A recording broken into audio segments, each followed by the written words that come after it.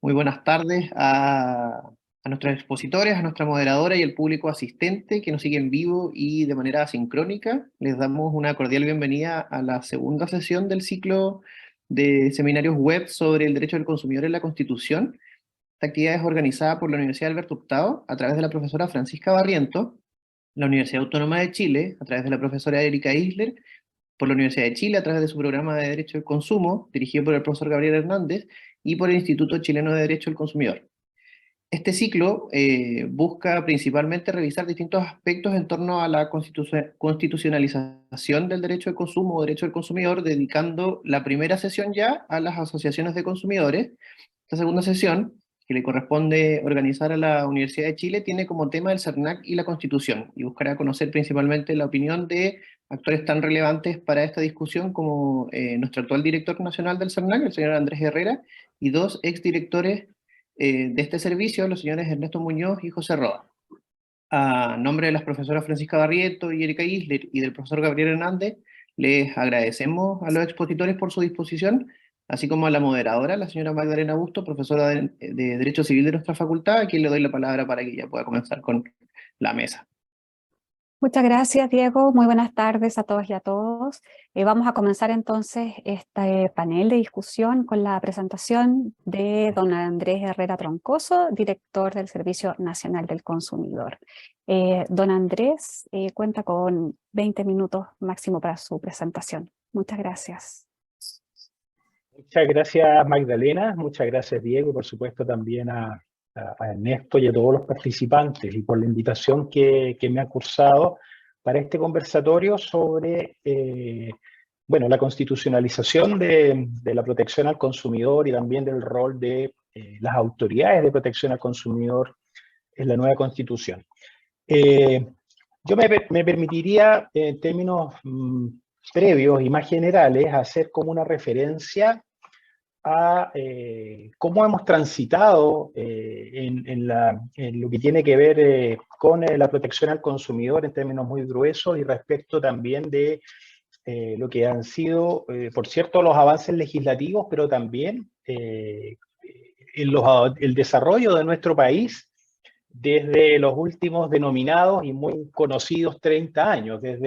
Podríamos decir que es posible dividir en tres grandes ciclos estos últimos 30 años, desde el año 1990 aproximadamente hasta el 2010, con un primer gran ciclo, desde que se crea, por una parte, el CERNAC como continuador también de instituciones anteriores, y por otro lado, en el año 97 se crea la primera ley del consumidor también.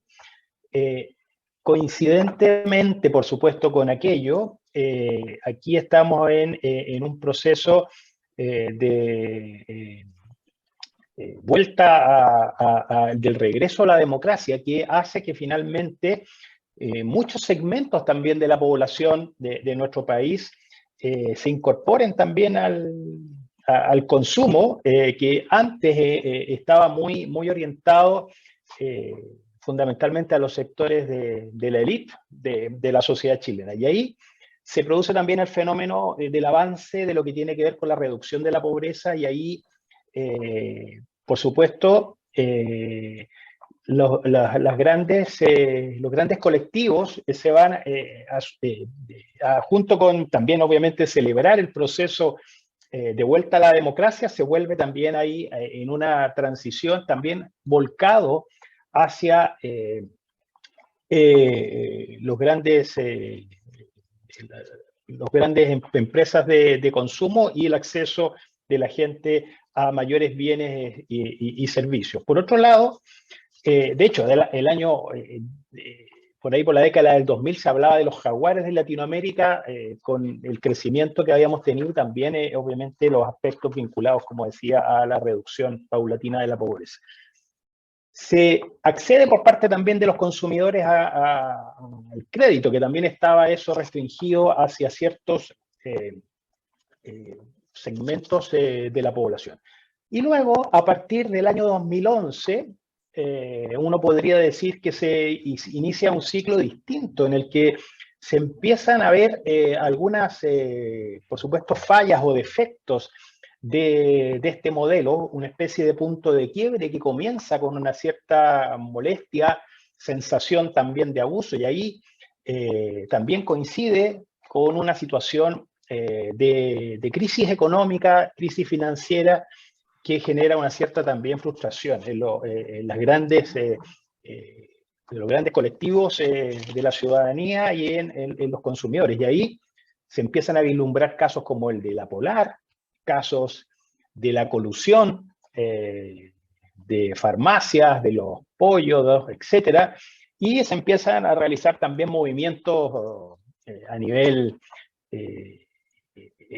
digamos, estudiantil, y que por supuesto también traen consigo algunas crisis de instituciones que estaban establecidas como la Iglesia Católica, como lo que son los partidos políticos, y por otro lado, esta situación se hace más patente, diría, en un ciclo posterior a esa fecha, en los últimos años, en que hay una sensación de que las empresas finalmente en este realce de las relaciones de consumo no responden a las expectativas ni a los sentimientos por parte de los consumidores, y tampoco, diría en términos gruesos, el Estado responde con un estándar que dice relación con las expectativas de estos consumidores. Entonces, eso coincide también con el últimos hechos importantes que experimentó nuestro país, no solo el fenómeno mundial de la pandemia, sino que también lo que se denominó como el estallido social, que finalmente generó una serie también de demandas ciudadanas, una de las cuales es, por supuesto, la redacción de una nueva constitución. Y coincidentemente también en fenómenos de consumo, esto se amplía hacia el crecimiento en números muy importantes del comercio electrónico y otros fenómenos de consumo. Entonces, allí se dan cuenta de una determinada realidad, de una determinada evolución que ha estado en nuestro país, y es muy pertinente sobre la base de esta historia, de este contexto, de estos distintos ciclos, es cómo es posible que en este proceso, en este nuevo proceso constitucional, sean debidamente garantizados los derechos de los consumidores, considerando lo que es la realidad también de nuestro país, y por otra parte también los fenómenos internacionales que se dan respecto, por ejemplo, de la aparición de grandes empresas transnacionales, gigantes tecnológicos que también tienen determinadas prácticas en materia de consumo, que incluso han sido miradas con mucha atención por parte de reguladores de países desarrollados para hacer frente también a problemáticas en materia de libre competencia y su impacto también en el bienestar de los consumidores.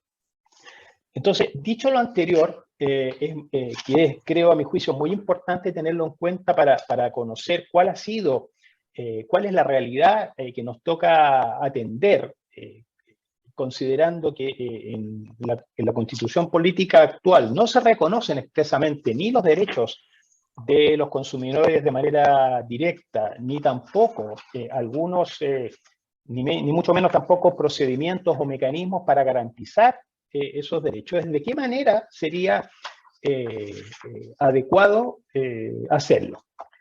Como datos ya más, como datos, digamos, de esta reflexión, en primer lugar, han habido varias iniciativas de carácter legal desde el año 2000 hasta el año 2014, 4 iniciativas que han pretendido elevar el carácter de la protección al consumidor en sus distintas variantes a nivel constitucional.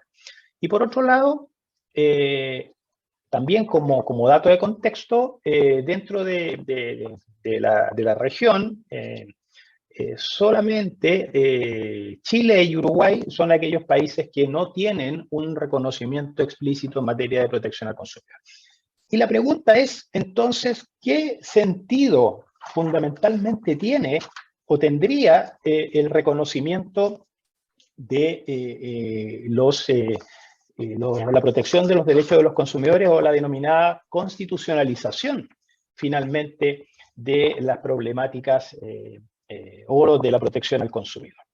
Y esto ha tenido una evolución porque desde del importante rol que ha ido asumiendo el consumo, y particularmente el consumo masivo en nuestra sociedad, obviamente esta materia ya se vincula directamente con el ámbito del orden público económico y por lo tanto se supera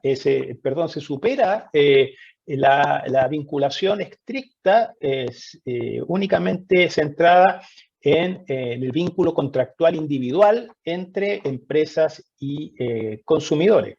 Y por lo tanto es de relevancia mayor establecer un rol, por supuesto, protector del Estado, que pasa a ser de mero espectador simplemente de estas relaciones contractuales a un actor relevante en materia regulatoria, en materia fiscalizadora y, por supuesto, también en lo que tiene que ver con, en general, la protección de los derechos de los consumidores. Ahora, en este sentido, si bien ya decíamos que nuestra Constitución actual no establece ningún, norma en particular, lo que se ha establecido es que existe una especie de garantías implícitas en materia del consumidor cuando uno revisa algunas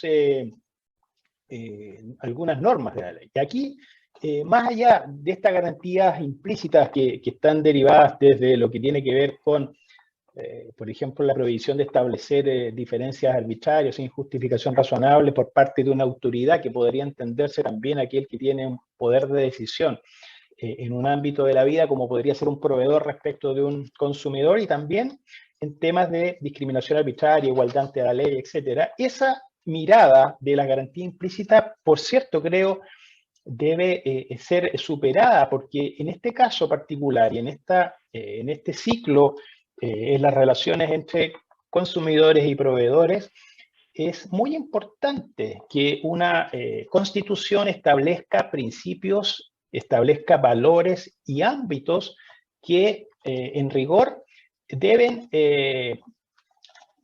por supuesto, ir más allá de lo que son los ciclos meramente políticos y establecerse como un núcleo de contenido fundamental que debe respetar no solo el Estado, sino que también todas las organizaciones de la sociedad civil, incluyendo, por cierto, a los propios proveedores que deben contribuir a su promoción y a su aseguramiento. Entonces, en ese sentido, esta también regulación implícita, en el fondo, avanza desde lo que es un modelo meramente basado en el subjetivismo de las partes entre una relación meramente privada que se supera, hacia el otorgamiento de facultades y de un rol mucho más activo de la administración pública del Estado en torno a buscar la consolidación de relaciones sanas y sostenibles, buscando, por supuesto, superar también las asimetrías de información entre consumidores y proveedores. Por lo tanto, uno parte del supuesto con todo este análisis que me he permitido hacer, que es, por cierto, del todo conveniente y casi indispensable que se establezcan en nuestra futura Constitución, que así esperamos que ocurra, un reconocimiento en torno a la protección de los derechos de los consumidores, que además no es sino una emanación de también lo que ha dispuesto la ONU, las directrices de la protección al consumidor, que más allá de no hablar expresamente de la constitucionalización, promueve que se avance en esa línea y también lo han hecho países desarrollados y también aquellos que forman parte de la OECD. Ahora bien, respecto al reconocimiento de los derechos de los consumidores, uno podría distinguir entre simplemente lo que podría ser un deber genérico del Estado en torno a desarrollar una protección de los derechos de los consumidores y asegurar dicha protección a través de mecanismos y procedimientos que fije la ley, es decir, un mandato simplemente genérico de impulsar y desarrollar políticas públicas en ese sentido, para luego también optar por otros modelos que tienen por objeto establecer, por ejemplo, mecanismos específicos o facultades específicas a determinados actores de la administración del Estado, e incluso crear en algunos casos mecanismos de tutela directa, como puede ser en algunos casos incluso acciones populares, que tienen que ver también con, por ejemplo, la obtención de compensaciones en casos colectivos, pero que incluso van más allá del ámbito meramente del consumo, y estaríamos hablando del desarrollo o el reconocimiento de los denominados derechos humanos de tercera generación, entre los cuales estaría también el derecho a la protección al consumidor. Entonces, hay una variante, distinta variante, que incluso llega al reconocimiento de los denominados defensores del pueblo o ombudsman, que también pueden tener algún quehacer respecto de aquello. Ahora, del punto de vista de nuestra experiencia, tanto normativa como particularmente en general del orden jurídico nacional, como también desde el punto de vista de la protección, del ordenamiento de la protección al consumidor en Chile, uno pudiera decir, incluso ahora teniendo en vista cuáles son aquellas propuestas que en primer lugar emanaron de la convención, de la antigua convención constitucional y el actual anteproyecto de la comisión experta, que por una parte sería sin duda del todo indispensable avanzar hacia un reconocimiento del derecho a la protección de las y los consumidores, y probablemente avanzar también hacia el reconocimiento de algunos de los derechos en su formulación general que permitan una orientación al Estado y sus instituciones para asegurar dicho catálogo mínimo de derechos a través de mecanismos y procedimientos que sean, por cierto, del todo eficaces para lograr dichos objetivos. Y también, diríamos, avanzar hacia un reconocimiento explícito por parte del Estado y de sus instituciones al aseguramiento y garantía de estos derechos. Ahora bien, si uno analiza la propuesta que se hizo en la Convención Constitucional y que fue rechazada en septiembre del año pasado, se hablaba no solo del reconocimiento por parte del Estado del ejercicio de estos derechos, sino que se hacía expresa alusión a un órgano que debía contener o debería disponer de ciertas facultades, entre ellas las de fiscalización, interpretativas, sancionadoras y las demás que otorga la ley. Por otro lado, la propuesta actual de la comisión, del anteproyecto que propone la comisión experta, no se hace referencia explícitamente al reconocimiento de ciertos derechos, simplemente eso lo deriva la ley, solamente hace referencia al acceso de bienes y servicios de forma libre, informada y segura, en una lógica mucho más minimalista. Y por otro lado, entrega al Estado y sus instituciones la protección de los consumidores, hace alusión a prácticas abusivas y la garantía del ejercicio de sus derechos, pero no hace ninguna alusión al reconocimiento de un órgano que disponga tampoco de facultades para la protección de estos derechos.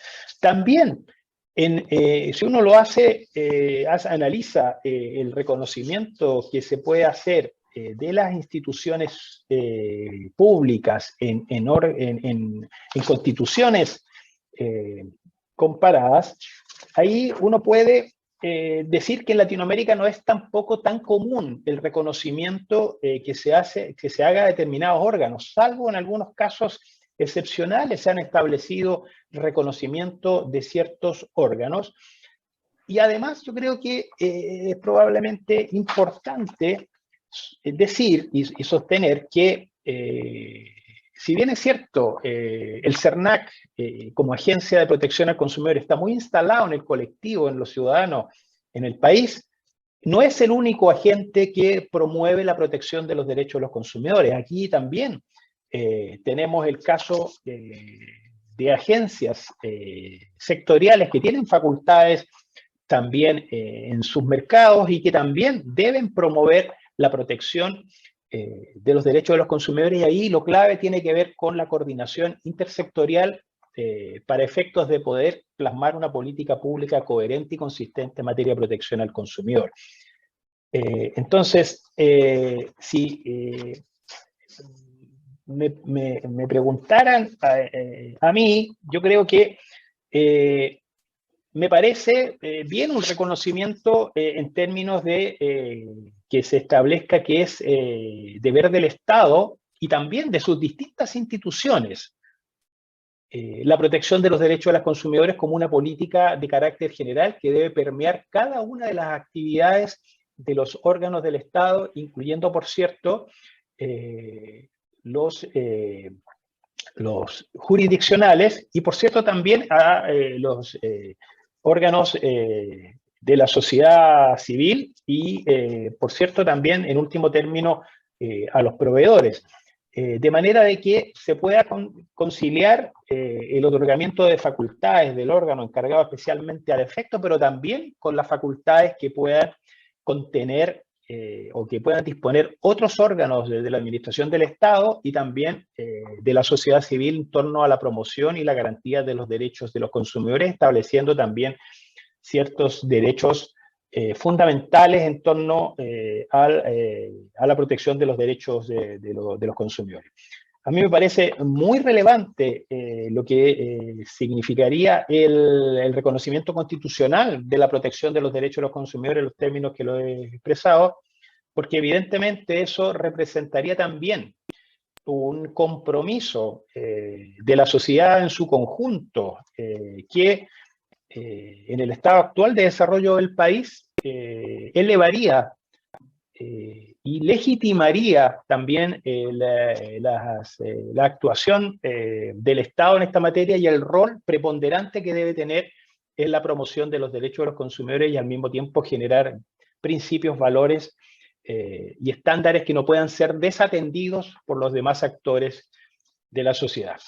Y en último término, como decía, elevar este reconocimiento también como un verdadero derecho humano de tercera generación en términos de ponernos también a tono con las tendencias internacionales. Eso es lo que puedo comentar. Muchas gracias, Magdalena. Muchas gracias a don Andrés Herrera, director del Servicio Nacional del Consumidor. Le damos a continuación la palabra a don Ernesto Muñoz, exdirector del Servicio Nacional del Consumidor. Don Ernesto, por favor, cuando quiera, cuenta con 20 minutos. Muchas gracias, Magdalena. Muchas gracias, Diego, por la invitación. Un agradecimiento especial a Diego por la confección del afiche, porque al verme en ese afiche recordé años felices.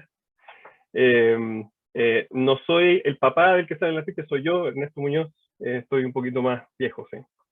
Pero me agradó mucho ver esa fotografía y les agradezco mucho al programa por la oportunidad de comentar algo que, tal como señalaba el director del CERNAC, es de primera importancia para la ciudadanía y también de primera importancia al momento de determinar el modelo de desarrollo con el que vamos a navegar en este nuevo esquema constitucional hacia el futuro.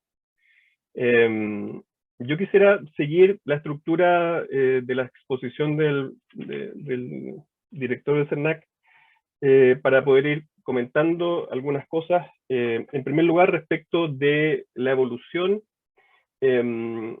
comparto, por cierto, la representación que hace de esta evolución y de sus momentos importantes, y también de cómo el tema del consumo en una economía de mercado como la nuestra, dentro de un esquema de capitalismo avanzado, institucionalmente se hace imperioso que el mercado tenga reglas claras que se cumplan y que institucionalmente el Estado sepa cumplir con ese rol. Ahora, es más fácil declararlo que hacerlo realidad.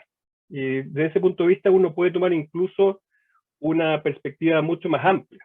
Si uno considera cuáles son los orígenes de la protección al consumidor, uno puede incluso pensar hasta la de INCO, no vamos a ir hasta el comisariato de precios, pero desde la de INCO, porque me interesa destacar lo siguiente.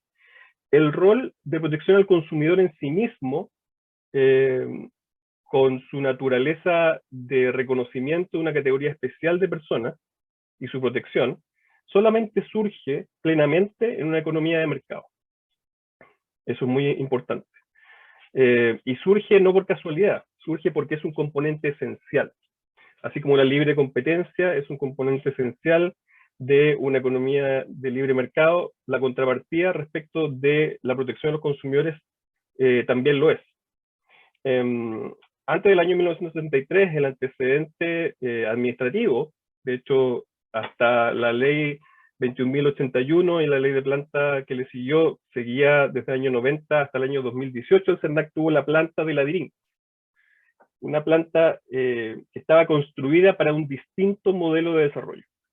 Un modelo de desarrollo que se apoyaba en un modelo de sustitución de importaciones, donde el Estado tenía un rol activo en la economía, a su vez un rol de intervención y un rol de cautela, ¿sí? La Constitución de 1980, que estamos viendo hoy día, en su reforma, claramente altera esa definición. Si uno va a lo que decía el director, en cuanto a la definición del orden público económico, pasamos de un orden público económico dirigista a un orden público económico subsidiario. Y esa subsidiariedad, entonces, anima la necesidad de definir un rol para el Estado. Y en esa definición hemos estado, yo diría, si uno va a la periodificación, uno puede plantear un tiempo anterior a 1973 y después entre 1973 y 1982 con la crisis de los bancos, donde el primer modelo establecido para nuestro país por la dictadura pierde, yo diría, una ilusión fundamental, ¿sí? Que es de la autorregulación de los mercados. Con la crisis bancaria, con los problemas de agencia, los problemas de negociación incompatible, y con una crisis que afectó profundamente a la sociedad, Chile varía, y el modelo de Estado subsidiario desde el año 82, y no solamente desde el año 90, sino ya desde el año 82 empieza a tomar un cariz más moderno, ¿sí? En el sentido de un Estado que no interviene, sino que regula. Un Estado regulatorio que determina cuáles son las fallas más probables en esos mercados y las previene con regulación efectiva.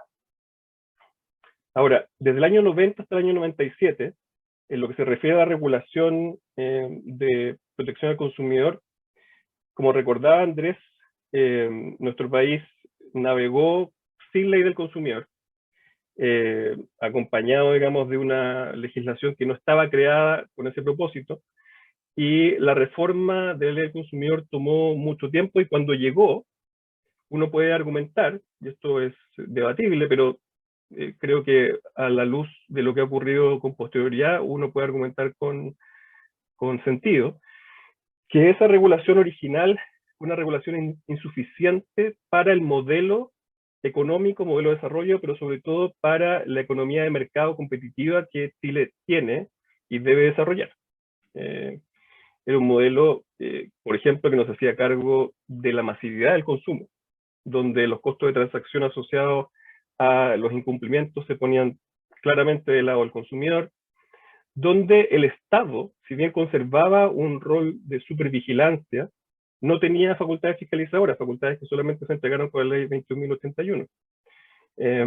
Y eso claramente nos dice algo acerca de la economía política en cuanto a la conflictividad política de intervenir en un modelo que venía transitando, como venimos diciendo, desde el año 82, con avances y retrocesos hacia un Estado regulador.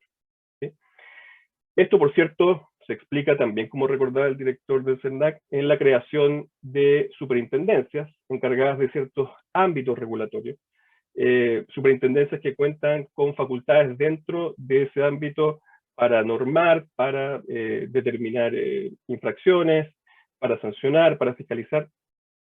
Y por lo tanto, cuando llega en esta etapa, yo diría, comparto, cerca del año 2011, cuando se produce esta crisis de confianza respecto a la institucionalidad, se hace insostenible entonces la falta de institucionalidad o la posibilidad de responder adecuadamente por parte del Estado a los requerimientos de una economía. Entonces, no tiene que ver, coincide, por cierto, con la generación de problemas masivos y abusos. Pero esos problemas masivos y abusos tienen que ver con una estructura que no entrega los incentivos adecuados para un comportamiento apegado a la ley. Las empresas, bien lo sabemos, aprovechan oportunidades, las empresas tienen que responder si son abiertas a sus accionistas, y por lo tanto, si el Estado regulador no entrega incentivos claros y normas que se cumplan, es muy probable que esos mercados tengan, especialmente los mercados de consumidor, problemas masivos.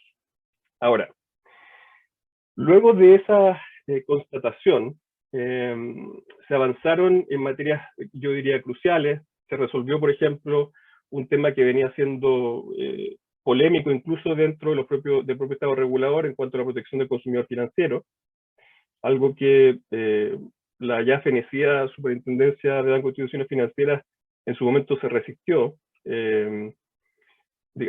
tratando de, digamos, de mantener un ámbito, entre comillas, técnico, sin que existiera intervención de la Ley de Protección del Consumidor, cosa que la verdad no se justifica en grado alguno, porque ciertamente todas las superintendencias, hoy día la Comisión de Mercado Financiero tiene dentro de su rol y funciones también la protección y la información a los consumidores. Y yo diría que, siguiendo con esta periodificación, desde el 2011 hasta ahora hemos tenido un proceso de consolidación. Y este proceso de consolidación, me parece, se ve articulado por, yo diría, varios elementos.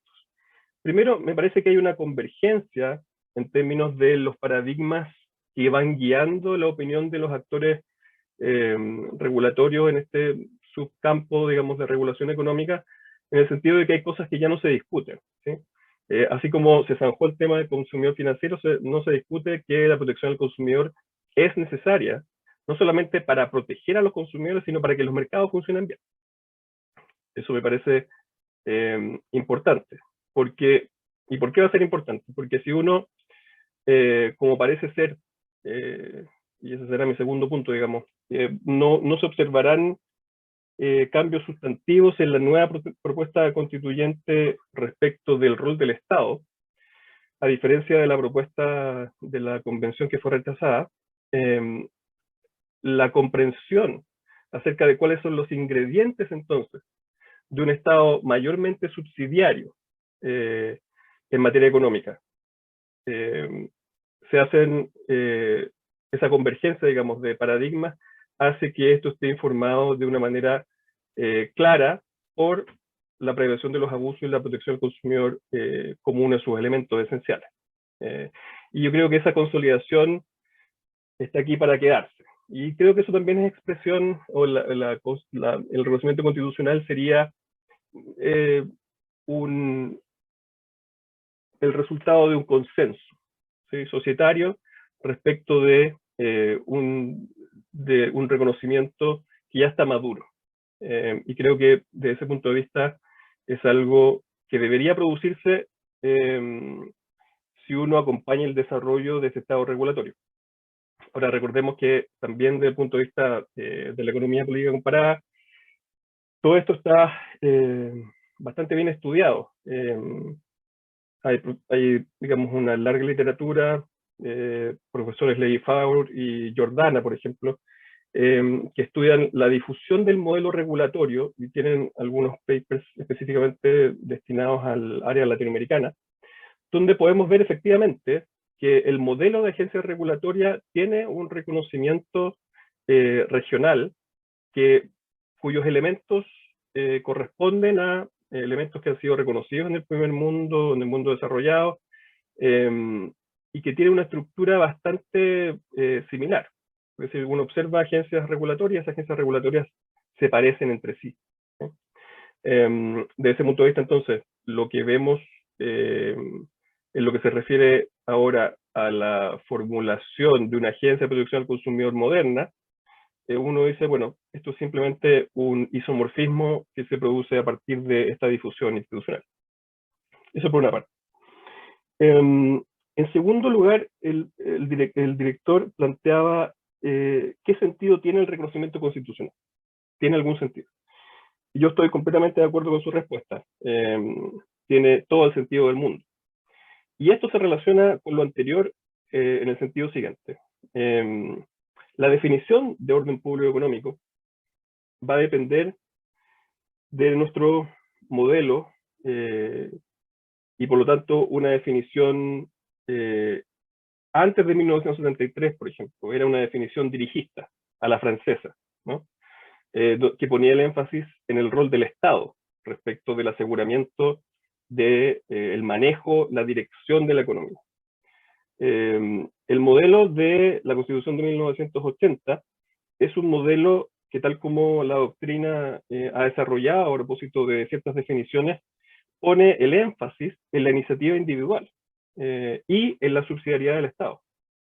Y por lo tanto, el mecanismo a través del cual se asegura este respeto al orden público económico no es solamente ni principalmente el rol del Estado, sino que son las limitaciones que imponen las garantías constitucionales a la intervención estatal en la economía. Establecido esto, por ejemplo, sin ir más lejos, si uno va a los textos de derecho económico, el profesor Fermandois, por ejemplo, lo define así. El ancla de su definición tiene que ver con garantías constitucionales.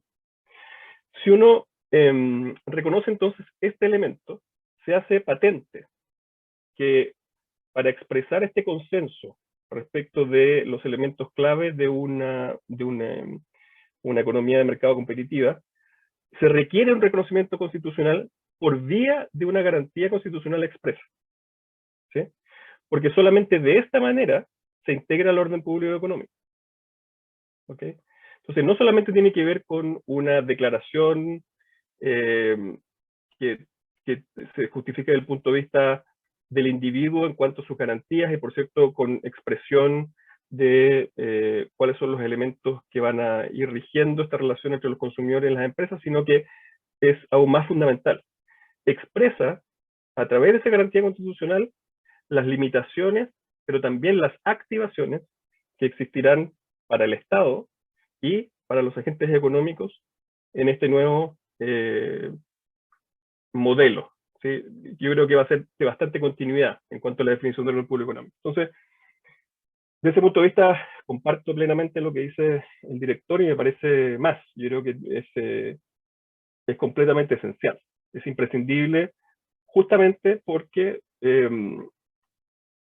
la definición doctrinaria del orden público económico parte de la base en general y también la jurisprudencia del Tribunal Constitucional de estas garantías constitucionales explícitas como el punto de referencia para saber entonces de qué modelo estamos hablando.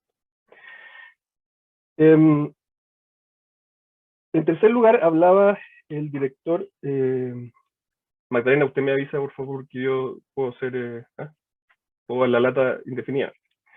El tercer punto tiene que ver con la situación actual. Y es verdad que uno puede, haciendo, no diría fuerza ni violencia al texto, pero sí haciendo una interpretación integradora, ver reflejados en principios constitucionales actuales los derechos que están solamente definidos y reconocidos a nivel legal para los consumidores. En especial, a mí siempre me ha llamado la atención que no se vincule más directamente el derecho de los consumidores al derecho de propiedad, que nuevamente dentro de las garantías constitucionales, junto con el derecho a desarrollar libremente actividades económicas, es la otra ancla, digamos, de estas garantías constitucionales y que expresa el modelo económico. Justamente porque, si uno lo piensa, desde el punto de vista de, por cierto, la propiedad de bienes corporales, incorporables, incluidos los derechos, lo que hace la protección del consumidor desde el punto de vista de identificar fallas de mercado es, en parte importante, hacer eficiente el ejercicio de los derechos. Sabemos por Ronald Coase, desde el año 30, digamos, que el modelo estándar neoclásico no cumple con indicar los costos de transacción que tienen que ver con los ejercicios del derecho, que comprenden el uso de la infraestructura, pero también la potencialidad de que ese derecho efectivamente sea reconocido. Y si yo no tengo un reconocimiento claro del derecho de propiedad, entonces no tengo economía de mercado. Por eso es tan importante. Yo necesito cierta infraestructura mínima, e incluso, digamos, los anarcocapitalistas estarían de acuerdo en que al menos tengo que tener derecho de propiedad, y tengo que tener un derecho de propiedad que se cumpla, ¿sí? En ese caso también porque es expresión de la dignidad, siguiendo a Locke, etc. Y por tanto, la forma en la que una economía de mercado, cuya transacciones masivas y también la simetría implícita en la complejidad, digamos, de la adquisición de bienes y servicios, pone en riesgo, por cierto, la efectividad del derecho de propiedad. En cuanto al derecho a mi contrato, ¿no? El derecho al cumplimiento de las condiciones ofrecidas.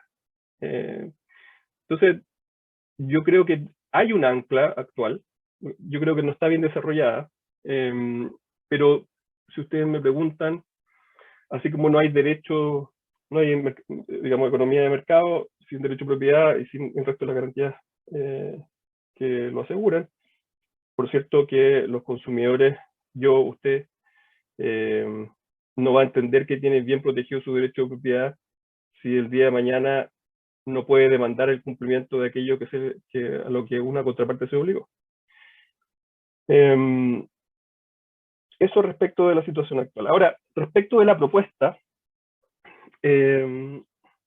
también, y en esto soy muy poco novedoso, comparto lo que dice, no creo que tengamos muchas diferencias en estos panelistas. Comparto lo que dice el director en cuanto a que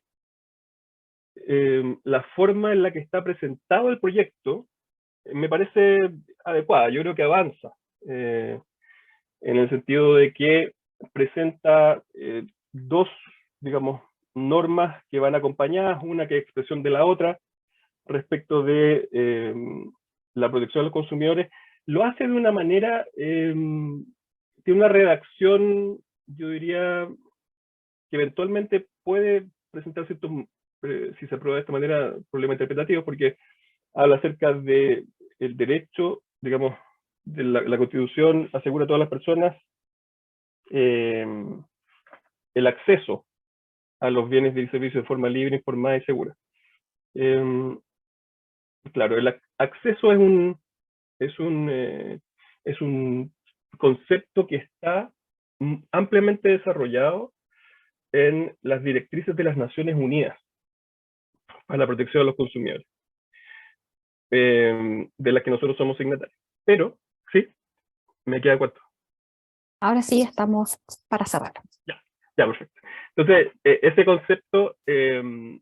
concepto tiene digamos, una existencia en el mundo de la protección del consumidor que va más bien por el satisfacer necesidades esenciales, el acceso a ciertos bienes y servicios fundamentales. Entonces, no sé si es eso lo que ha querido, digamos, la convención apuntar.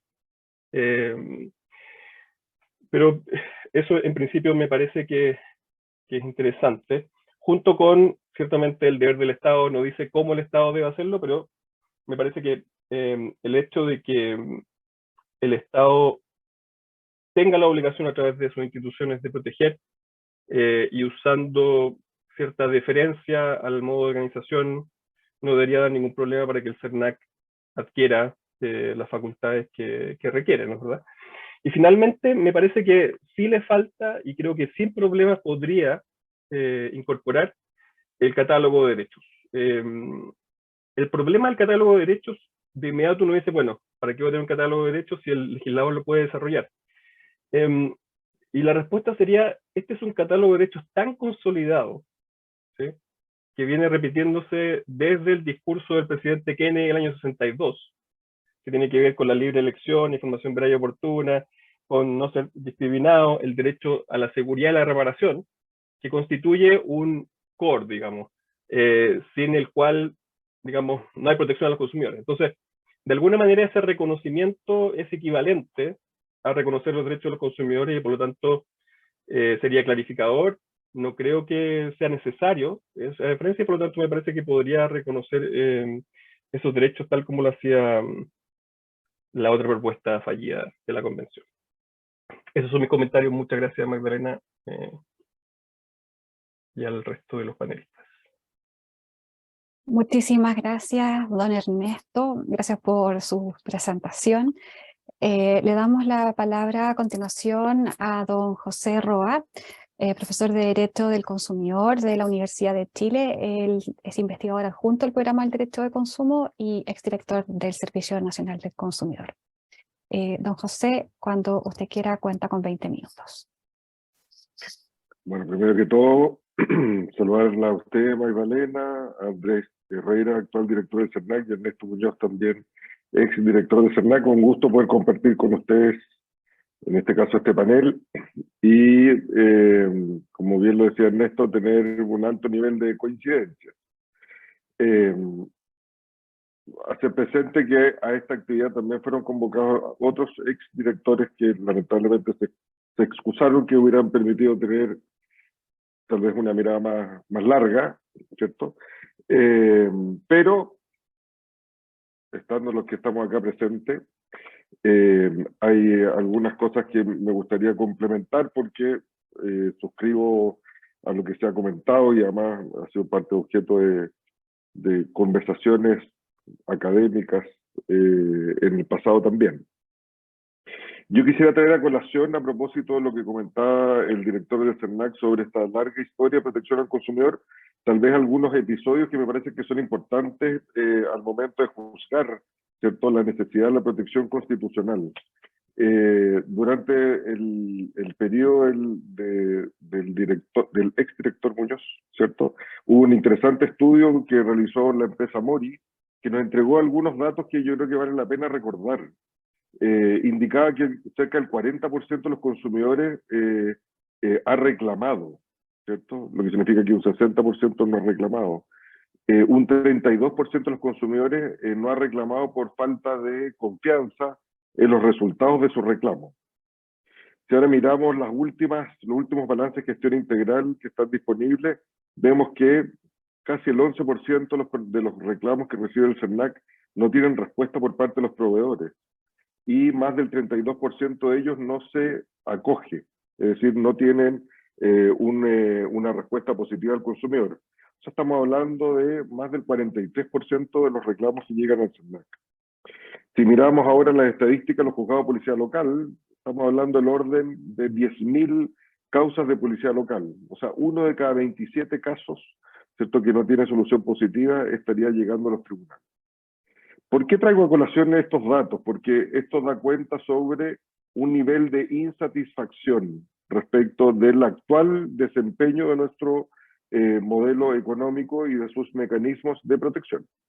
Eso justificó el proyecto de modernización del CERNAC, que fue aprobado por ambas cámaras, que recogió lo que hasta ese momento era la doctrina del Tribunal Constitucional, y que producto de un cambio de esa doctrina, ¿cierto?, quedó aprobado solamente en parte, dejando fuera sus facultades sancionatorias.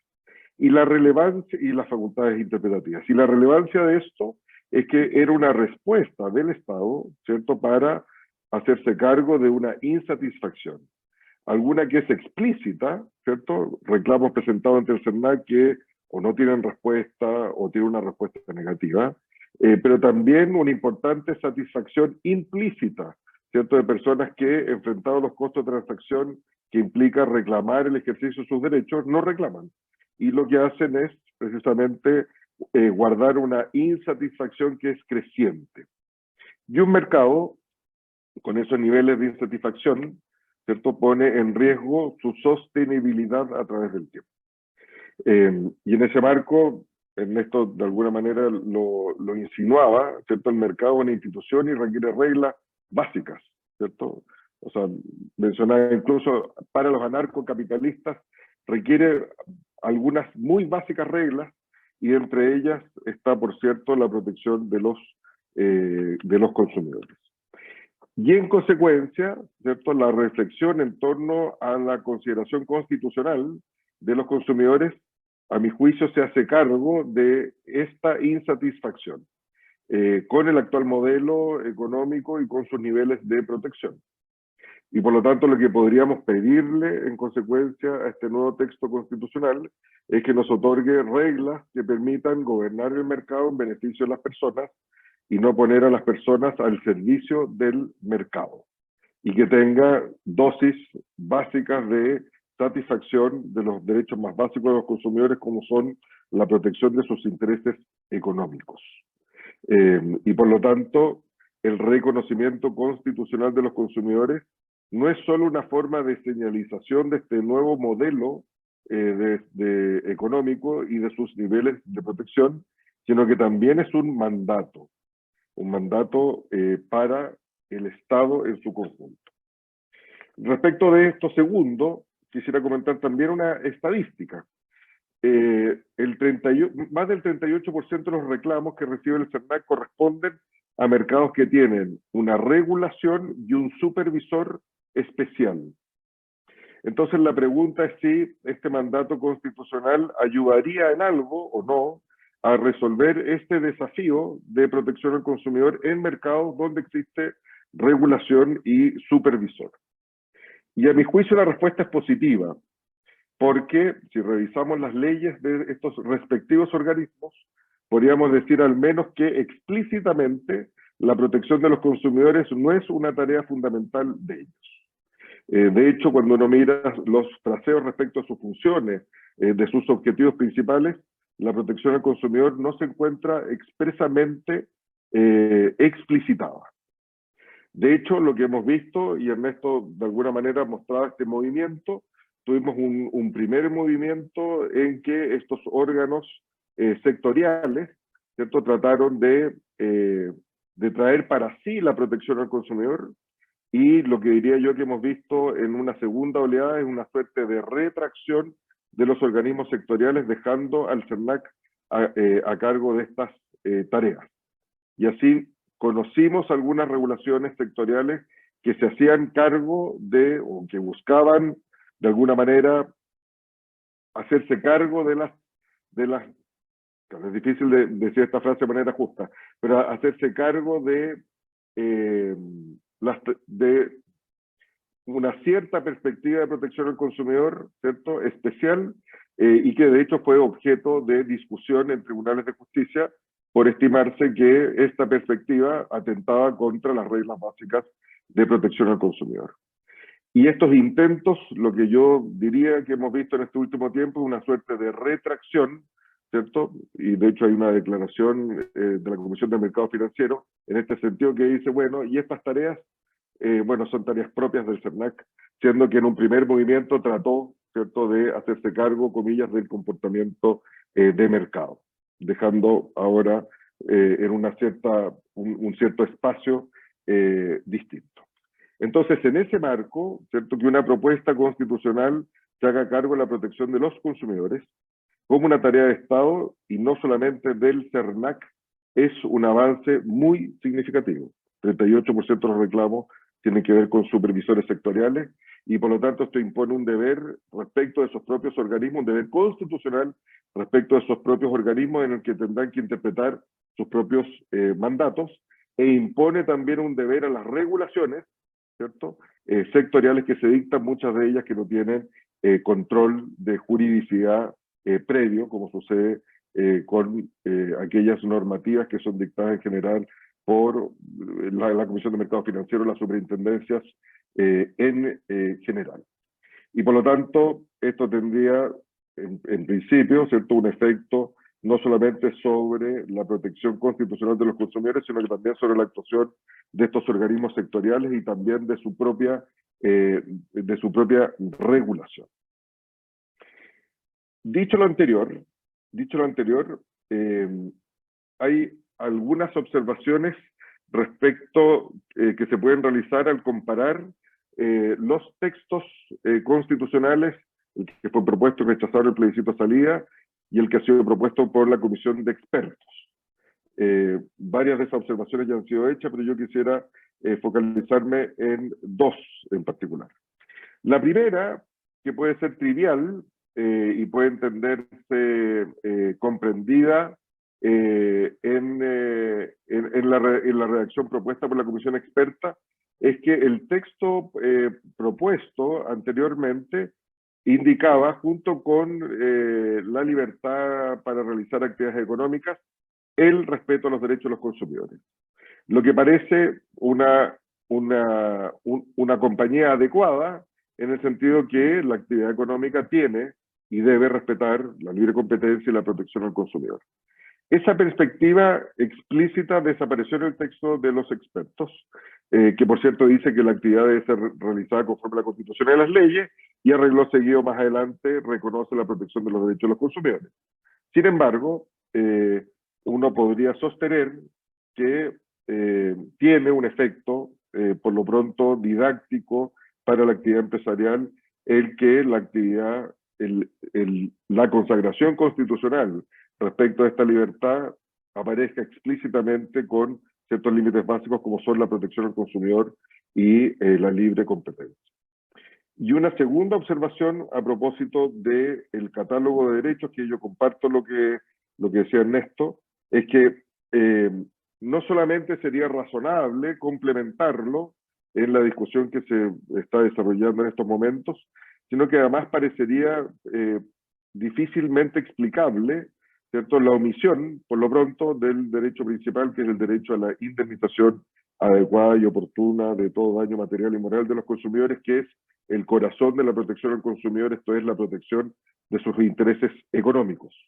La educación, la salud y la seguridad de las personas, por cierto, y de los consumidores en particular, por cierto, que es importante, pero si se reconocen respecto a los consumidores la educación, la salud y la seguridad, que podrían estar comprendidas en otras garantías constitucionales, parecería de toda justicia que la calidad y el derecho a la indemnización, por lo pronto, así como el derecho a la no discriminación arbitraria, estuviesen reconocidas en este texto también. Por cierto, el texto de los expertos es una invitación abierta a discutir, y uno podría esperar que ese diálogo sea bastante fecundo en poder complementar estas tareas.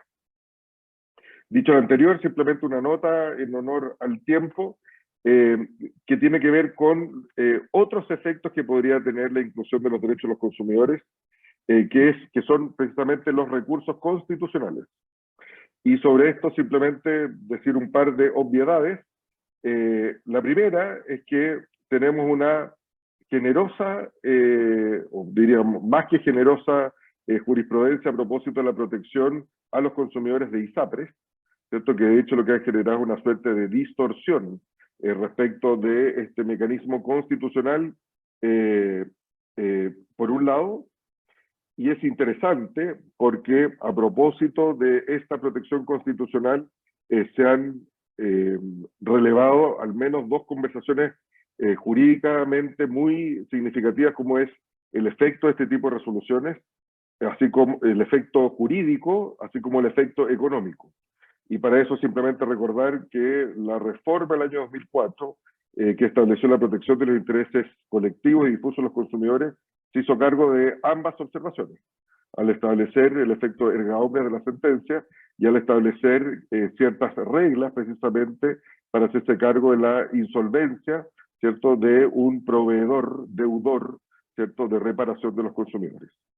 Y lo segundo es que si también miramos la jurisprudencia de recursos de protección, por ejemplo, a propósito en materia de seguridad y fraude, en materia de medios de pago, vemos que también hay una cierta presencia de protección a los consumidores en esos recursos de protección.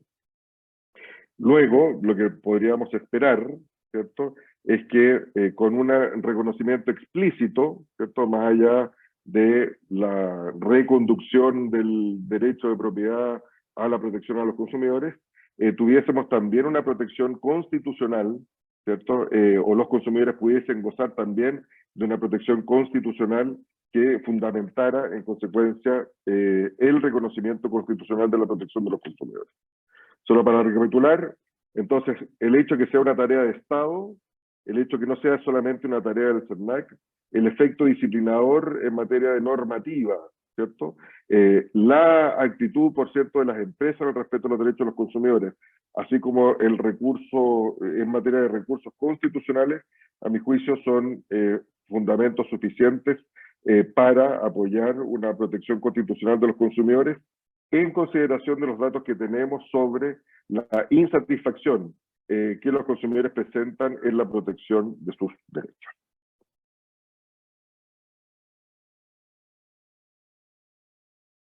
Muchas gracias, don José Roa.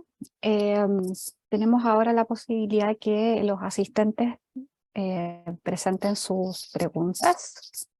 Tienen ahí un formulario, no es un formulario, sino que dentro de la transmisión de Zoom, en la parte de preguntas y respuestas, pueden efectuar algún comentario o alguna pregunta que tengan a los panelistas.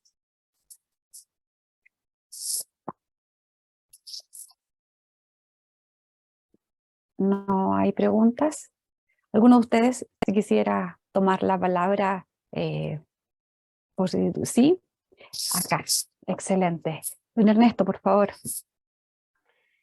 Sí, yo quisiera aprovechar ya que estamos conversando acerca de la omisión, en este caso, del reconocimiento constitucional de las facultades del CERNAC, aproveché de preguntarle al actual director del CERNAC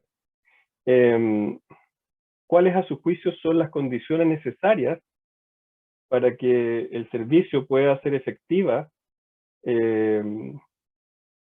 las facultades que la ley le otorga. Eventualmente también, si uno dice, bueno, esto puede terminar siendo parte también del texto constitucional, puede, digamos, reconocerse o en la discusión avanzar de que este es un tema tan importante. Sobre todo seguimos escuchando acerca de, por ejemplo, productos falsos que siguen apareciendo. Esto es como una epidemia. Entonces, quizás podría eventualmente surgir nuevamente en el diálogo constitucional. Pero como sabemos bien, la existencia de las facultades es solamente el primer paso, ¿no es verdad? Y esas facultades, para ser efectivas, requieren de una serie de condiciones organizativas. Entonces, me interesaría también y la pregunta sería para el director del CERNAC, ¿cuáles estima que son esas condiciones, cómo avanzar hacia allá? Porque creo que también al generarse, imaginemos un texto constitucional, donde el Estado está obligado a garantizar, ¿sí?, algo que no es menor, la protección a los consumidores. Y de hecho, uno eventualmente, siguiendo en la línea del profesor Roa, uno podría decir, bueno, las acciones cautelares en el futuro podrían incluso dirigirse contra el propio Estado por acciones o omisiones que impidan la adecuada protección a los consumidores. Podría perfectamente ser así. Entonces, la pregunta sería, desde su visión actual, teniendo a su cargo, digamos, la implementación de la ley 21.081, pero sobre todo la que ha sido anunciada por el gobierno también, respecto a estas nuevas facultades, ¿cuáles deben ser entonces los mínimos que el Servicio Nacional del Consumidor debe tener para poder cumplir con esa función? Sobre todo si este texto queda de esa manera, porque estamos hablando de una garantía. Eso me gustaría como ver ese diálogo con el director. Súper, muchas gracias, don Ernesto. Don Andrés, por favor. Gracias, Ernesto y Magdalena. Bueno, es una muy buena pregunta porque obviamente su respuesta está íntimamente vinculada con distintos ámbitos y también con un diagnóstico que tiene que ver con que el desarrollo de las distintas competencias, funciones y facultades del servicio es diverso, tienen algunas una etapa mayor de consolidación respecto del quehacer del servicio y otras tienen aún un desarrollo muy incipiente y tienen que, por supuesto, generar tenemos que lograr, por supuesto, implementarlas a cabalidad y generar, por supuesto, el impacto necesario a través de incrementar también nuestros niveles de gestión. Y eso significa que hacer un diagnóstico actual respecto de cómo funcionan coordinadamente las distintas funciones del servicio es todavía un ejercicio difícil de realizar. Sin embargo, uno puede, por supuesto, hacer más bien ciertos análisis que permitirían decir, como lo hemos declarado también un foco, que el ejercicio de la facultad, por ejemplo, fiscalizadora, tiene que ser un eje muy importante, no solo de la perspectiva meramente correctiva, sino que también a través de mecanismos que estén orientados hacia la prevención respecto de aquellas problemáticas de consumo que, por cierto, sean susceptibles de corregirse, que no respondan fundamentalmente a modelos de negocios declarados por ciertos proveedores de ciertos mercados y que haya disposición de avanzar allí a través de mecanismos tales como el cese, el aviso de cese de conducta y poder avanzar, por ejemplo, a través de esa fiscalización de la corrección posterior. Pero es una facultad que está otorgada en el marco de la ley 21.081, pero que por diversas razones no está todavía plenamente implementada en términos de generar, como decía, el impacto de lo que significa su cabal ejercicio. A diferencia de lo que ha sido, por ejemplo, lo que tiene que ver con las reformas que emanan del año 2004, con las acciones colectivas que tienen una historia que entre todos en el servicio hemos ido construyendo y que hemos, por supuesto, identificado cuáles son los nudos importantes que impiden finalmente generar ciertos avances en la lógica de la protección de los consumidores. Ahí, si tú me preguntas respecto de condiciones mínimas, evidentemente que todo lo que tenga que ver con el acceso a la justicia, finalmente de las problemáticas de consumo en lógicas que sean procedimientos ágiles, desprovistos de una perspectiva meramente privatista, instalando la idea, por supuesto, de este rol protector del Estado en las grandes problemáticas de consumo masivo, es un núcleo que no está resuelto, sea en sede de tribunales civiles, y ahí está la reforma procesal civil, y por otro lado, en sede de policía local, que también hay un núcleo de problemas y no están dadas las condiciones necesarias para avanzar por la vía meramente jurisdiccional como parte en un procedimiento judicial hacia una cabal protección de los derechos de los consumidores, ni menos aún respecto de la protección de su indemnidad, desde la lógica de la protección de sus intereses económicos. Entonces ahí hay núcleos que no están destrabados y también diría yo que como condición, más allá de lo que se establece también en la ley del consumidor respecto de la supletoriedad de la aplicación de la ley del consumidor y lo que se pueden establecer a nivel de bases de procedimientos administrativos en la coordinación interinstitucional, por cierto, en aquellos actores sectoriales, agencias sectoriales que tienen también un cierto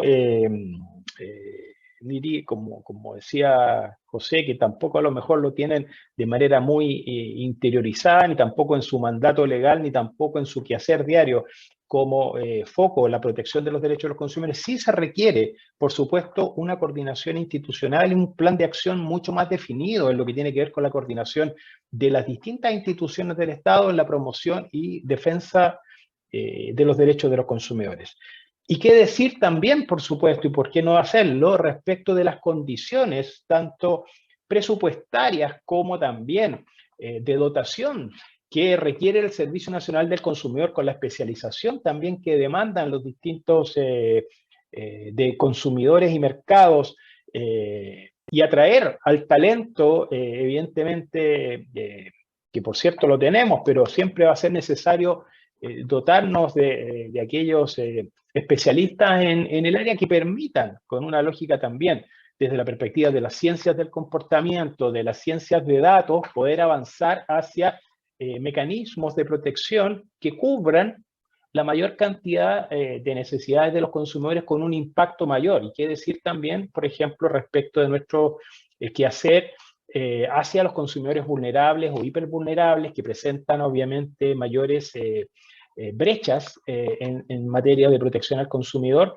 lo que hace, por supuesto, que tengamos que estar presente también de manera incluso presencial en el territorio para atender los requerimientos de esos consumidores. Por lo tanto, tenemos que ser una agencia que, si bien es cierto, se adapte a los tiempos y que utilice las tecnologías de la información de manera intensiva para la detección, identificación de malas prácticas y al mismo tiempo, por supuesto, la persecución de la responsabilidad respectiva, pero también una presencia dentro del territorio nacional respecto de aquellos consumidores que más lo necesitan, que requieren de nuestra atención presencial, y por lo tanto tenemos distintas caras como servicio, tenemos que tenerlas, y eso demanda una capacidad de gestión, que por cierto tenemos que siempre estar pensando en su mejora, pero para eso necesitamos condiciones exógenas, digamos, que son las a los que me refería antes, y también condiciones endógenas que tienen que ver, por supuesto, con mayores capacidades presupuestarias de dotación. Y por cierto, nosotros valoramos también el anuncio que hizo el presidente respecto de aquello, que entendemos que tampoco tiene que ver fundamentalmente con problemas de naturaleza constitucional en este nuevo entorno, sino que más bien tienen que ver de cómo se garantiza el adecuado equilibrio dentro por parte del CERNAC del ejercicio de las distintas facultades que se van a otorgar, estableciendo ahí las limitaciones y las restricciones que correspondan dependiendo de cada caso, pero nos hace todo el sentido, así como se hacía todo el sentido en el año 2014 cuando se presentó este proyecto y que finalmente se respondía en cierto modo también a este grado de insatisfacción, de desamparo de los consumidores que todavía se ha venido acrecentando. Entonces tiene que el Estado tener una respuesta para ello, pero eso también, por cierto, tiene que ir acompañado con un conjunto de estas condiciones que hablo para que esa implementación de esa política pública sea adecuada. Muchísimas gracias, don Andrés. Acá tengo dos preguntas relacionadas, una hecha por interno y otra del público. Una relacionada con esto último que usted mencionaba, a propósito del anuncio efectuado por el presidente de la República, ¿cierto?, en su cuenta pública, de este proyecto de ley que fortalece al CERNAC ampliando sus facultades sancionatorias. La opinión respecto de ustedes tres, ¿es compatible esta idea, este proyecto en el marco de la Constitución actual o amerita una reforma constitucional? Y luego una segunda pregunta que acá se nos hizo llegar por parte de los asistentes es ¿qué opinan respecto de los delitos de colusión y las penas? ¿Con o sin penas de cárcel efectiva? Es la pregunta que se realiza por parte de Patricio Cornejo. Si les parece, contestamos en el mismo orden de las exposiciones. Entonces, le doy la palabra actual director del Servicio Nacional del Consumidor. Gracias, Magdalena. Yo simplemente decir, en términos generales, que por supuesto nosotros como servicio valoramos profundamente también este anuncio que hizo el presidente en su cuenta pública respecto, en rigor, conforme lo anunció, de 2 proyectos de ley, un proyecto de fortalecimiento y de modernización del servicio, que fundamentalmente tiene por objeto entregar al servicio la facultad sancionatoria, como dice, y otro proyecto que ha denominado comercio justo, que tiene que ver con un conjunto de otras medidas específicas para hacerse cargo de algunas problemáticas puntuales en materia de consumo. Simplemente, bueno, evidentemente que creo tampoco es necesario, ni mucho menos, digamos, conforme a lo que se decía en la pregunta, una reforma constitucional, ni tampoco avanzar en esta propuesta que se ha hecho por parte de la Comisión Experta para efectos de la presentación y la discusión de este proyecto.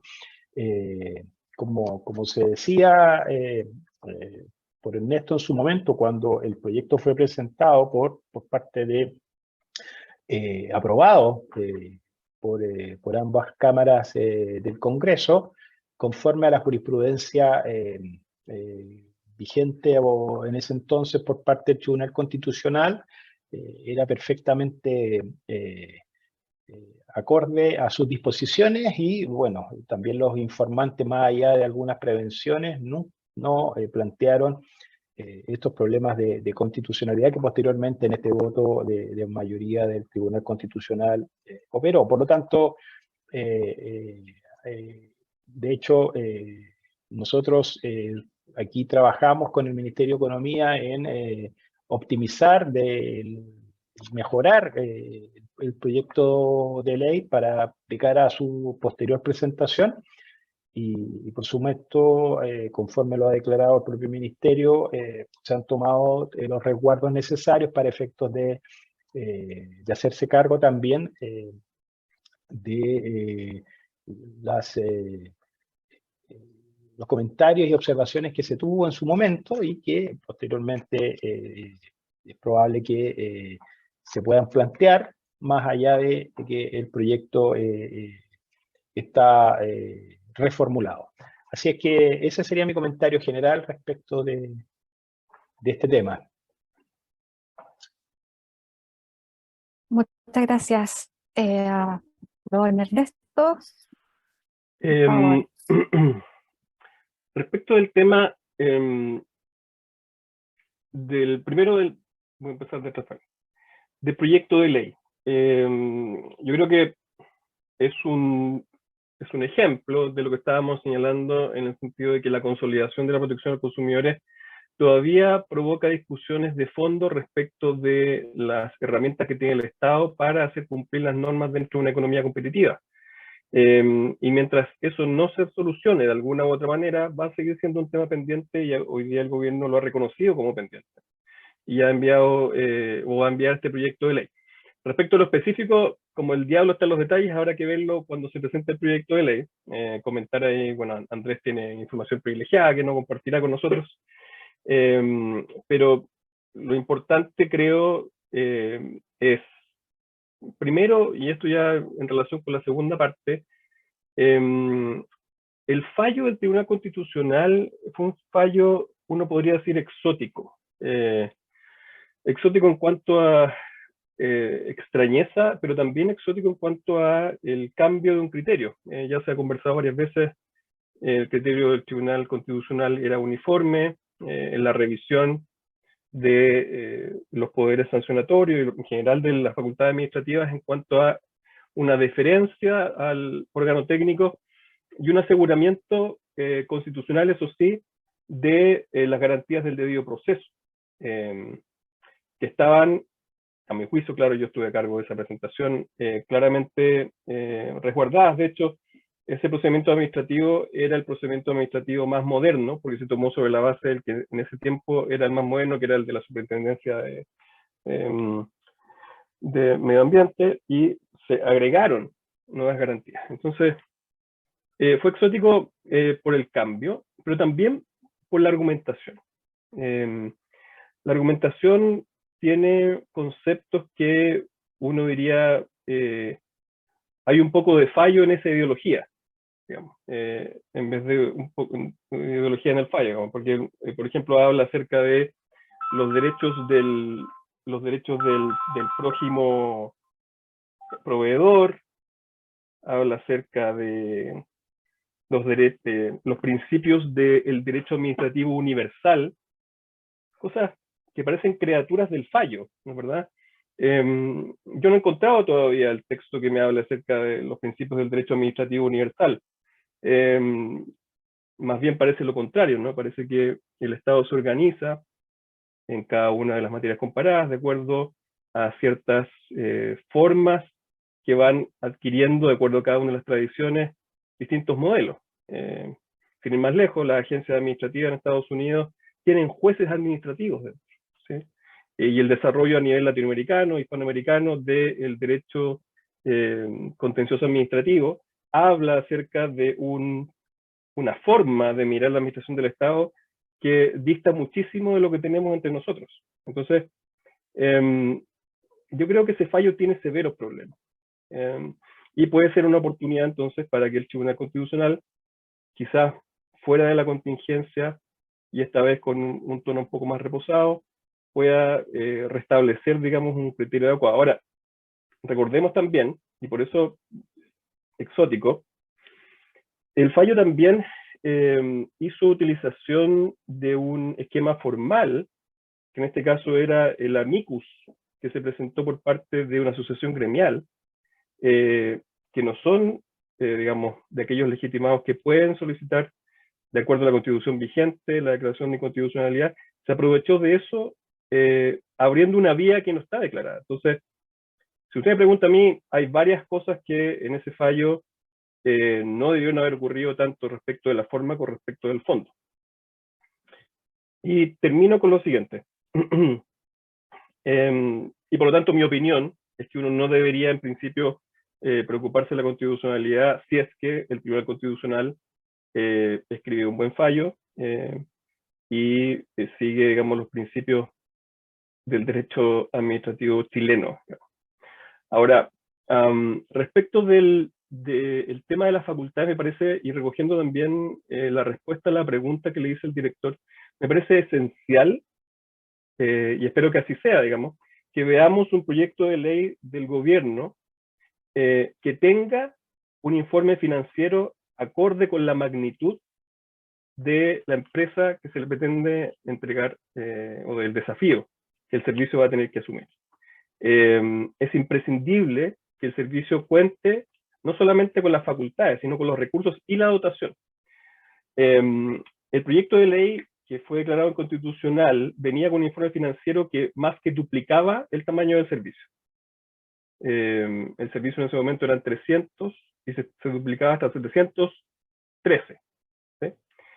O 730, más de 700 funcionarios. ¿Por qué? Porque se reconoció al momento de construir ese proyecto de ley que el otorgamiento de estas facultades requería para su efectividad de un severo cambio en la lógica del servicio. Un servicio que iba a estar recibiendo ya no, digamos, simplemente denuncias para derivarlas, sino también iba a tener la posibilidad de hacer conciliaciones. Luego también, a propósito de la fiscalización, las normas, la facultad interpretativa y finalmente lo sancionatorio, que es extremadamente caro, ¿sí? Y que en cuanto al diseño, y eso también espero verlo, digamos, en el proyecto, tiene que siempre ir de la mano con un diseño que ponga aguas arriba una inversión sustantiva para que el servicio pueda solucionar y pueda generarse los incentivos para solucionar los casos en una etapa previa a la sancionatoria. De otra manera, es inabordable, ¿sí? Y de eso se hacía cargo esta más que duplicar, digamos, la dotación del servicio. Lamentablemente, con este fallo exótico, lo que ocurrió fue que el informe financiero se desechó en su momento y las ampliaciones de dotación que hoy día tiene el CERNAC son a mi juicio, inadecuadas para el ejercicio actual de esas facultades. El CERNAC necesita mucha mayor capacidad fiscalizadora, requiere también un fortalecimiento, como decía Andrés, a propósito de la inteligencia de mercado, algo que, si bien es cierto, el CERNAC hace mucho con poco, no cuenta con los recursos actuales. Entonces, ahí es importante que estemos atentos respecto de cómo viene, digamos, ese informe financiero, para ver si efectivamente, y espero que así sea, el gobierno está hablando en serio cuando dice que quiere fortalecer la protección de los consumidores, porque no solamente se requieren facultades, sino también recursos y dotación. Eso, muchas gracias, Magdalena. Muchas gracias, don Ernesto. Antes de darle la palabra a don José Roa, quería recordarles que también tenemos esta pregunta efectuada por Patricio Cornejo, parte del público, sobre qué les parece esto de los delitos de colusión y las penas, con o sin penas de cárcel efectiva. Así es que, si quiere... Lo puedo responder yo y don después José, responde Andrés. súper. Para que quedar al día. Que después lo dejamos Sí. todo a don José. Perfecto.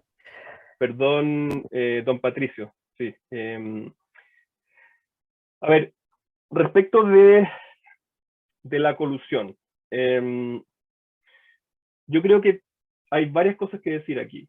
En primer lugar, el modelo que está establecido respecto del ejercicio de la acción penal por parte de la Fiscalía Nacional Económica, esto es una restricción a la intervención del Ministerio Público, parece estar justificado en el sentido siguiente. La principal herramienta que existe para detectar y castigar carteles y colusión tiene que ver con la delación compensada. Y ese mecanismo funciona única y exclusivamente cuando se dan ciertas condiciones. Entonces, quienes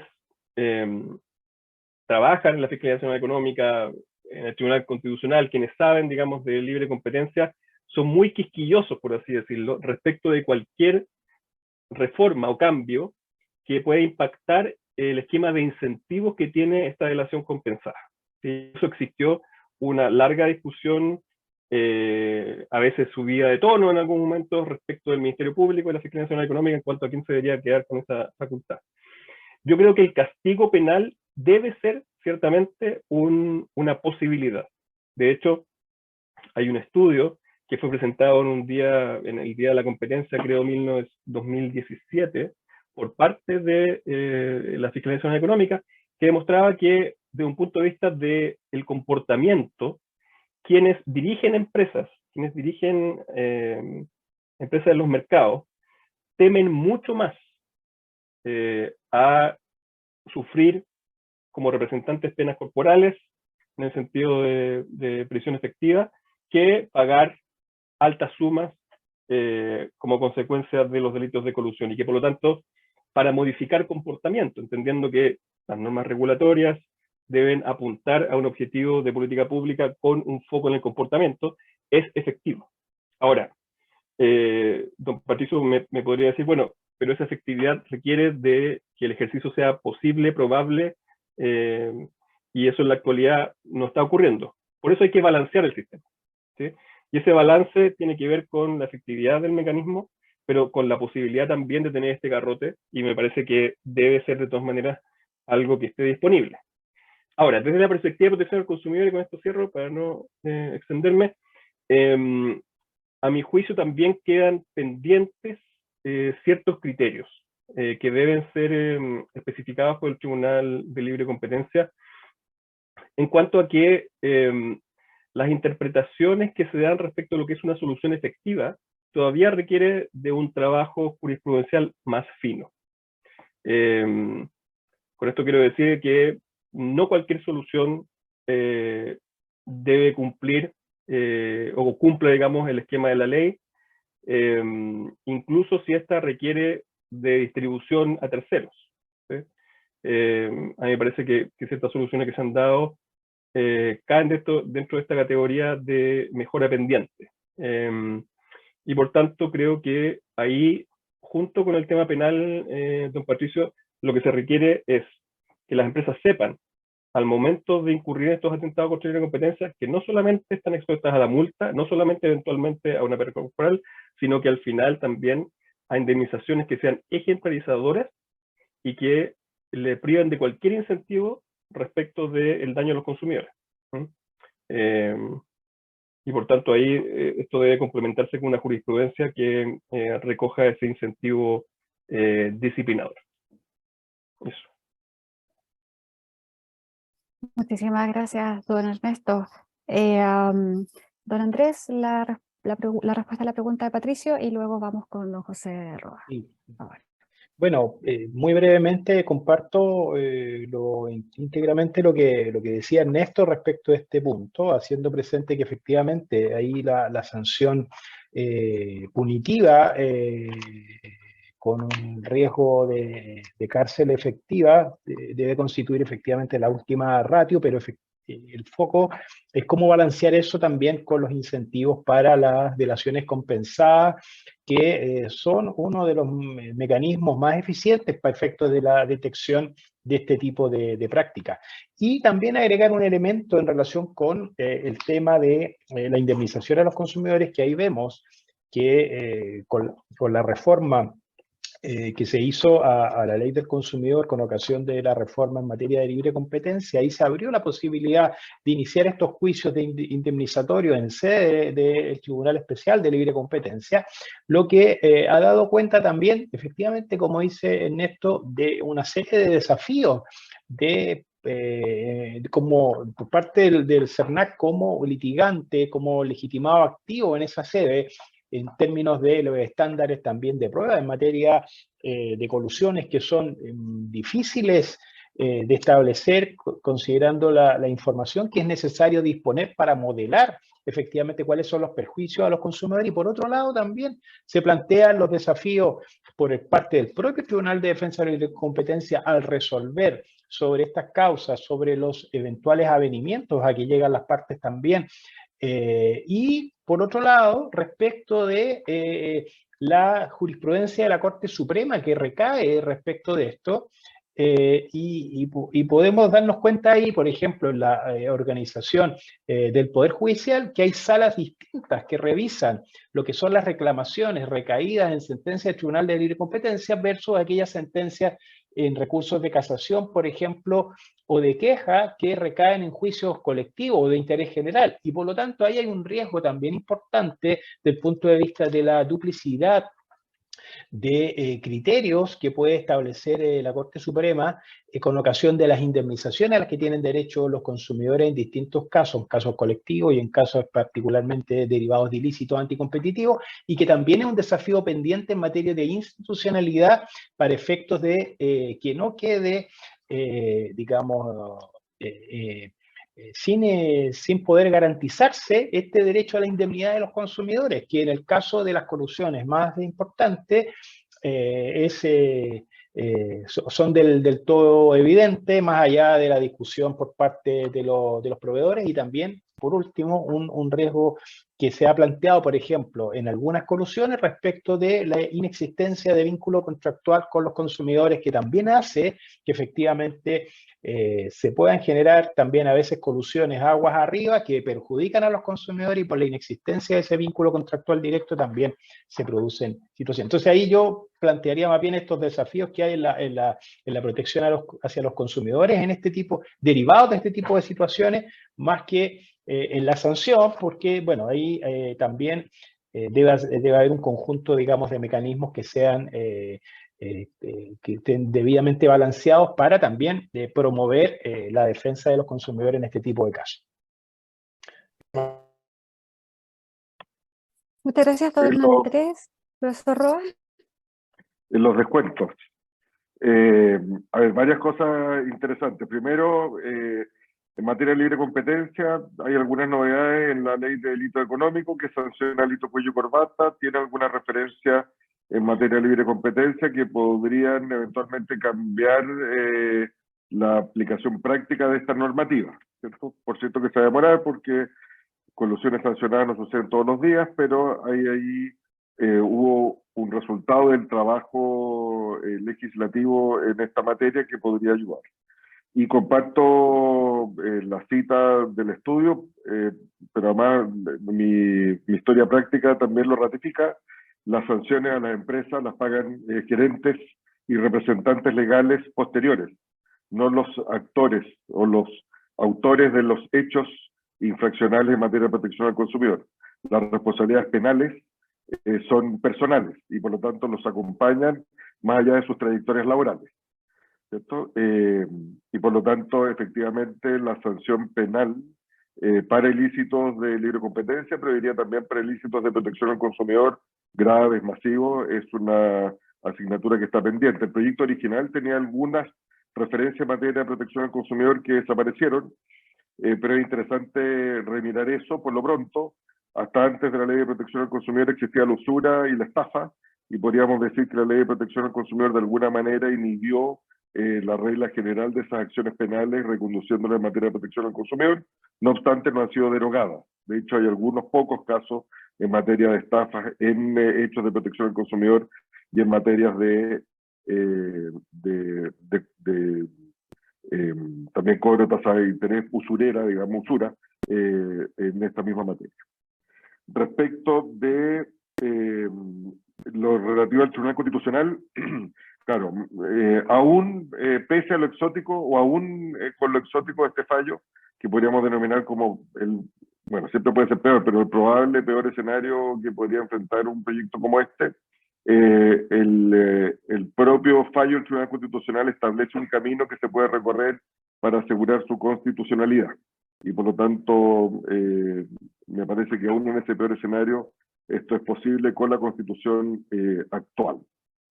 Y respecto a la referencia que hizo el propio Ernesto y la pregunta que le hizo al director, hay un interesante libro de Levitsky, el mismo de Cuando falla la democracia, que se llama La ley y la trampa, a propósito de leyes que tienen, uno diría, un germen en sí mismo, que son atentatorios contra el desempeño exitoso de la propia ley. Y por lo tanto, uno diría, no basta con tener facultades, es necesario tener también las condiciones institucionales necesarias para que la ley se pueda ejercer de manera efectiva. Y respecto a un tema que no fue preguntado, pero que Ernesto lo mencionó, a propósito de la revisión jurisdiccional de acuerdos colectivos, básicamente, sea en procedimientos voluntarios colectivos o en el ejercicio de acciones de interés colectivo, que entiendo que se refería a eso, solo compartir su opinión, en el sentido que, pese a que la norma es bastante clara y que se modificó el ejercicio práctico de los tribunales de justicia y la revisión de estos acuerdos, diría que no cumple íntegramente el espíritu de la ley. Por lo pronto, una resolución que dice apruébese en todo lo que no sea contrario a derecho, más allá de lo común pero exótico que resulta esa referencia, no da cumplimiento estricto a lo que establece la ley y por lo tanto no da garantía de que las soluciones colectivas sean proporcionales al daño causado y que aseguren su reparación íntegra. En materia de procedimientos voluntarios colectivos, más allá que la referencia de los tribunales es distinta, lo que sí uno puede apreciar es que no existe una revisión, al menos las resoluciones no son lo suficientemente autoexplicativas respecto del modo como verificaron el cumplimiento de todos y cada uno de los requisitos que estableció la ley, y por lo tanto, al menos en materia de transparencia, ¿cierto? Sería muy útil que los tribunales explicitaran cómo aseguran que esto es así. De hecho, ha habido algunas solicitudes de parte de impugnar ciertos acuerdos que han estimado que no cumplen los requisitos de la ley, y lamentablemente el curso que se le dio a esas solicitudes no permitió poder examinar el fondo y conocer los criterios de los jueces que aseguraban o que asegurasen, ¿cierto?, un adecuado cumplimiento de los requisitos que la propia ley establece con bastante claridad. Bueno, muchísimas gracias por sus respuestas y bueno, por este interesante seminario. Bueno, en nombre del comité organizador y del Departamento de Derecho Privado de la Facultad de Derecho de la Universidad de Chile y el Programa de Derecho del Consumo, les agradezco nuevamente tanto al actual director del Servicio Nacional del Consumidor, don Ernesto, don Andrés Herrera, así como a los exdirectores del mismo servicio, don Ernesto Muñoz y don José Roa. Realizamos la prevención que a este seminario también extendimos la invitación a don Lucas del Villar y don Juan José Osa, quienes lamentablemente no nos pudieron acompañar en esta oportunidad. Así es que, bueno, muchas gracias a ustedes, muchas gracias a todos los asistentes virtuales y será hasta la próxima. Muy buenas tardes. Chao, buenas tardes, Magdalena. Gracias. Gracias y a todos, Ernesto, José, Magdalena. a todos. Gracias, gracias.